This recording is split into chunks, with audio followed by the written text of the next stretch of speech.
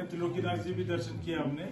तो आप सबको मालूम है कि त्रिलोकीनाथ जी में यहाँ ज्यादा बताने वाली बात नहीं है। हमारे कार्यकाल में ये आपका लोअर पुल बन के तैयार हुआ था, जिससे कि पूरी परिक्रमा हो जाती है त्रिलोकीनाथ जी की। जब मेरी माता जी थी यहाँ से, तो उस समय आपका जो त्रिलोकीनाथ का सड़क और इसका निर्माण हुआ था, जो पुल का, और अब पूरी परिक्रमा पूरी हो रही है। इसी तरह से हमारे कार्यकाल में, मेरे कार्यकाल में, ये हमने आपको मंच भी बना के दिए यहाँ त्रिलोकीनाथ जी का। इसके बाद हमने सराय भी बना के दी त्रिलोकीनाथ जी की। आपके यहाँ पे +2 बना के दिया। इधर आपके हिंसा गांव के अंदर PSC बना के दिया। सब धारा का आपका यहाँ पे घाट बन रहा है, एक धार्मिक घाट बन रहा है, उसके लिए भी पैसे रखवा दिए हैं उसमें।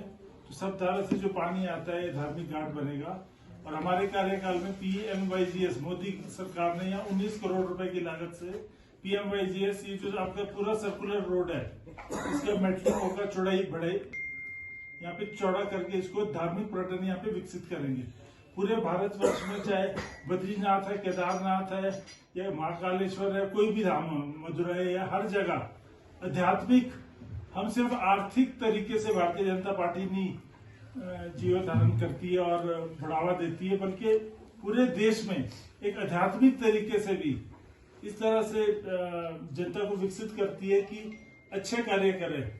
झूठ हो गया, फरेब हो गया, छल कपट हो गया, वो उसमें कमी आए, एक दूसरे को मार काटे ना, सब मिलकर रहे, एक भारत का निर्माण हो जो जिसमें कि खुशहाली हो। इस तरह का मोदी जी के एक दिशा निर्देश पे जितने भी हमारे धार्मिक स्थल है उसका विकसित किया जा रहा है, और उस पर हम लोग रियायत भी दे रहे हैं। जैसे आपको कहीं जाना है, आने जाने आवाजाही के लिए रियायत भी दे रहे हैं, तो ये बहुत खुशी की बात है। तो त्रिलोकीनाथ जी इसमें से एक तरीके से हम इसे भी चिन्हित करेंगे। दूसरा, जहां तक हमारे विकास की बात है, वो मैंने आपको बताई इस इलाके की, और सारा बजट हमें केंद्र सरकार से आता है, खासतौर से अनुसूचित जनजाति हलकों में।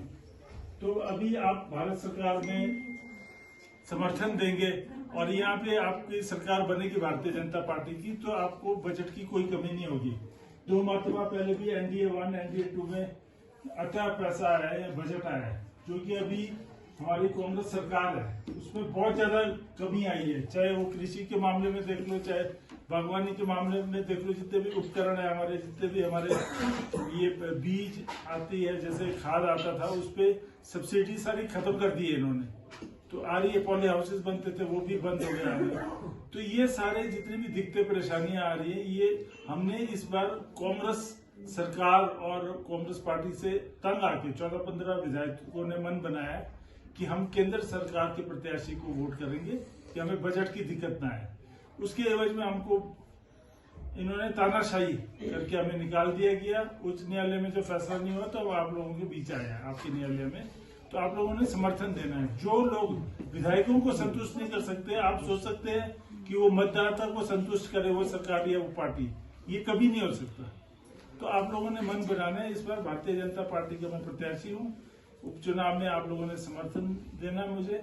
और मैं एक चीज और आपके ध्यान में लाना चाहता हूँ, और खासतौर से मंत्री जी के ध्यान में लाना चाहूंगा कि हमारा प्रशासन, सरकार तो तानाशाही है ही, वो तो क्या क्या कर रही है, क्या क्या पर्चे दर्ज करा रही है। जब से वोटिंग हुई है हमने करा है सरकार को, भारतीय जनता पार्टी सरकार के प्रत्याशी को, मगर अब तो इस हद तक तानाशाही है कि प्रशासन भी तानाशाही हो गई है। यहाँ तक कि हमने बारंबार प्रशासन को ये चेताया कि मैं कल भी SP से बात की कि पुलिस वाले आपके, ना केवल त्रिलोकनाथ की बात कर रहा हूँ, ना केवल मैं जिस्पा या शारजा की बात कर रहा हूँ, कल बात भी कराई सेक्रेटरी से, पुलिस वाले जा जाके ये पार्टी के, कांग्रेस पार्टी के ये कार्यकर्ता बने हुए हैं, और जहां जहां हमारे लोग जाते हैं उनकी सूचना दे रहे हैं कि यहाँ पे इन्होंने इस गांव में बात कर ली, उस गांव में बात कर ली, आप जाइए वहां वोट दोबारा बनाइए या तोड़िए।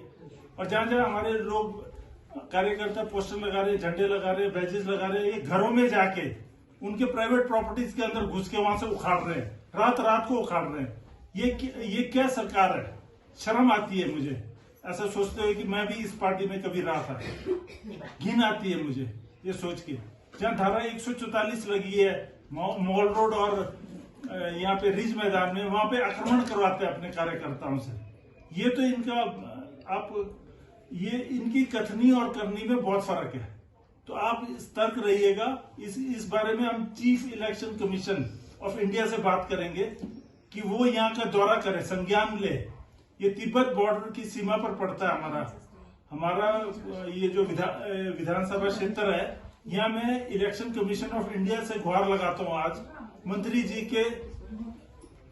जी हमारे समक्ष बैठे, इनके सामने गुहार लगाता हूँ कि आप यहाँ दौरा कीजिए और जिस तरह से प्रशासन और सरकार ये रवैया है इनका, ये तानाशाही नहीं है हिंदुस्तान के अंदर।